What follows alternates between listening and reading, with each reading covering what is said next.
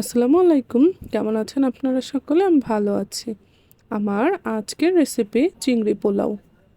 এখানে প্রথমেই আমি হাফ কাপ পরিমাণে দিয়ে দিচ্ছি সাদা তেল। তারপরে দিচ্ছি এখানে 3 টেবিল চামচ বাটার। তবে বাটারের পরিবর্তে কেউ চাইলে আপনারা ঘিও ব্যবহার করতে পারেন। বাটারটা গলে আসলে আমি এখানে দিয়ে দিচ্ছি 1/3 কাপ পেঁয়াজ কুচি। তো এখানে আমি প্রথমে পেঁয়াজটাকে ভেজে নিচ্ছি একদম লাল হয়ে যাওয়া পর্যন্ত। বেরেস্তা তৈরি করা যাবে না, তবে একদম যখন লাল লাল হয়ে আসবে তখনই এখানে আমি দিয়ে দিব 1 টেবিল চামচ আদা রসুন বাটা। আর আদা রসুনটা আমি একসাথেই বেটে নিয়েছি। এই যে দিয়ে দিচ্ছি আদা রসুন বাটা, আর এরপরে দিয়ে দিচ্ছি পরিমাণ মতো লবণ।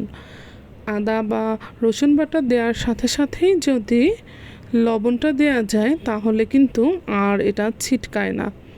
এবার আদাটাকে ভেজে নিচ্ছি গন্ধটা দূর হওয়া পর্যন্ত, আদার কাঁচা গন্ধটা। এই যে আমি এখানে চিংড়ি মাছ নিয়ে নিয়েছি।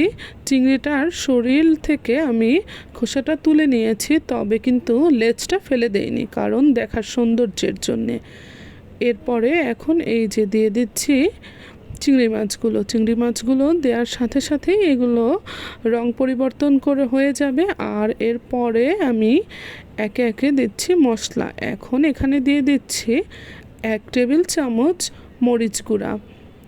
এখন এখানে মরিচটাকে ভেজে নিব, আর চুলার আঁচটাকে একদম লো করে দেব, না হয় কিন্তু মরিচটা পুড়ে যেতে পারে যেহেতু গুঁড়া মশলা।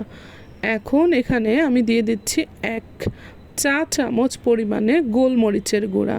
চিংড়ির সাথে গোলমরিচটা কিন্তু খুব ভালো যায়, তাই একটু বেশি পরিমাণেই এখানে যোগ করতে হবে। আর এখন আমি যোগ করব ক্রিম। এখানে আমি ফ্রেশ ক্রিম, ডানো ক্রিম যেটাকে বলে আর কি, তো ডানো ক্রিমটা দিয়ে দিয়েছি হাফ কাপ পরিমাণে। আর এ পর্যায়ে চুলার আঁচটা একদমই লো থাকবে। এখন ক্রিমটাকে ভালো করে মিশিয়ে নিচ্ছি চিংড়ির সাথে। আর মেশানো হয়ে গেলে আমি এখানে সামান্য একটু পানি দিয়ে দিয়েছি যাতে ক্রিমটা লেগে না যায়। আর এ পর্যায়ে আমি এখানে যোগ করেছি হাফ কাপ পানি। তো এবার এটাকে 2 মিনিট ফুটে ওঠার সময় দিব। 2 মিনিট ফুটে ওঠার পরেই আমি এখানে যোগ করব কাঁচামরিচ। এখানে আমি 8-10টি কাঁচামরিচ দিয়ে দিয়েছি। এরপরে এটাকে একটু নেড়েচেড়ে দিয়ে আমি এখানে যোগ করব চিনি।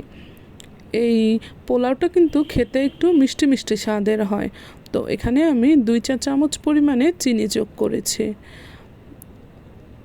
এরপর এখানে যোগ করব নারিকেলের দুধ। নারিকেলের দুধটা তৈরি করার নিয়ম হচ্ছে পানি দিয়ে নারকেলটা ব্লেন্ড করে নিয়ে ছেঁকে নিলেই তৈরি হয়ে যায় নারিকেলের দুধ। এবার এটাকে ঢেকে দেব 10 মিনিট সময়ের জন্য। একবার ফুটে উঠলেই এটাকে নামিয়ে নিতে হবে চুলা থেকে। আমি চিংড়িটা তুলে নেব, আর যে মশলাটা সেটা কিন্তু কড়াইতেই রয়ে যাবে। এই যে আমি চিংড়িটা তুলে নিচ্ছি। এবার মশলাটা আরও 2-1 মিনিট একটু ভেজে নিচ্ছি। আর এরপরে এখানে আমি যোগ করব পোলাওয়ের চালটা। তো পোলাওয়ের চালটা দেওয়ার আগেই আমি এখানে দিয়ে দিচ্ছি 2টি দারচিনি আর 4টি এলাচ। তো এবার দিয়ে দিচ্ছি আমি আগে থেকে ধুয়ে পানি ঝরিয়ে রাখা পোলাওয়ের চাল। এই তো পোলাওয়ের চাল আমি এখানে যোগ করেছি 350 গ্রাম। তো চালটাকে এবার আমি ভালো করে ভেজে নিচ্ছি। ভালো করে ভেজে নেওয়ার পরে আমি এখানে যোগ করছি 200 গ্রাম নারিকেলের দুধ আর 400 গ্রামের মতো পানি। কারণ আমার কিন্তু আগে থেকেও মশলা কিছুটা ছিল, যেটা একটু পানি পানি ছিল, সেখানেও কিন্তু চালটা কিছুটা সিদ্ধ হয়েছে।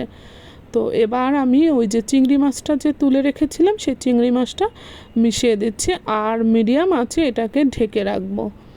আর ঢেকে রাখার আগে একবার লবণটা চেক করে দেখে নেব যে লবণটা ঠিক আছে কিনা। আমার একটু লবণ প্রয়োজন ছিল, তাই আমি প্রয়োজন অনুসারে এখানে লবণটা যোগ করেছি।